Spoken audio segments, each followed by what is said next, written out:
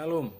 Salah satu pemimpin yang sangat berhasil di Alkitab adalah Yusuf.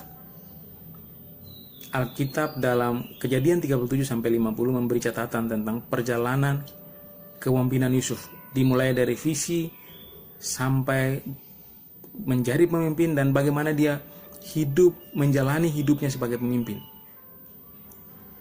Alkitab mencatat Yusuf mendapat visi sebagai pemimpin di umur 17 tahun dan kurang lebih di umur 30 tahun visi itu digenapi. Tuhan membutuhkan waktu 13 tahun untuk memproses, membentuk, membangun kemampuan kepemimpinan Yusuf.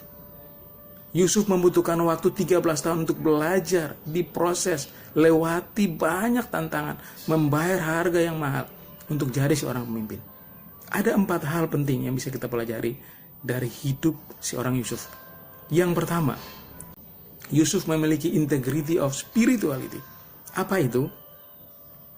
Perbuatan dia menunjukkan siapa dia.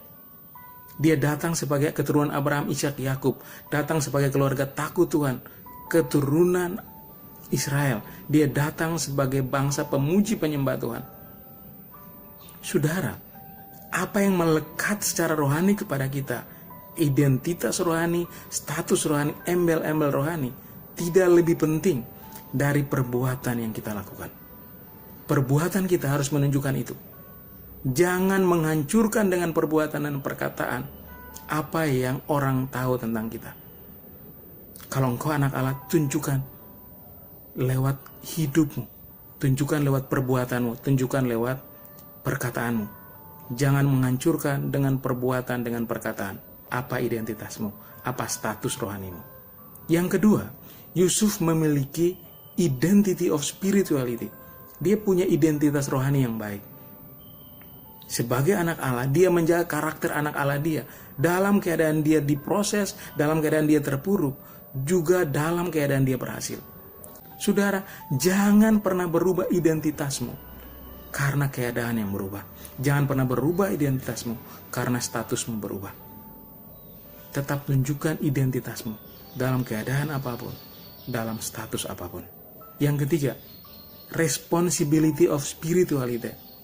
Yusuf orang yang bertanggung jawab dalam perkara yang Tuhan percayakan buat dia.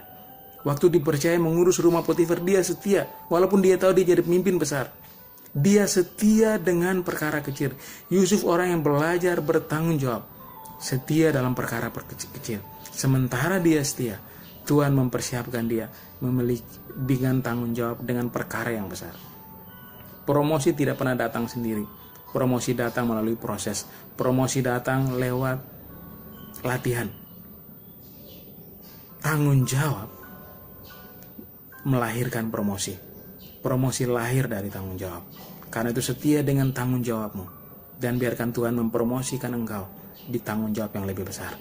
Yang keempat, capability of spirituality.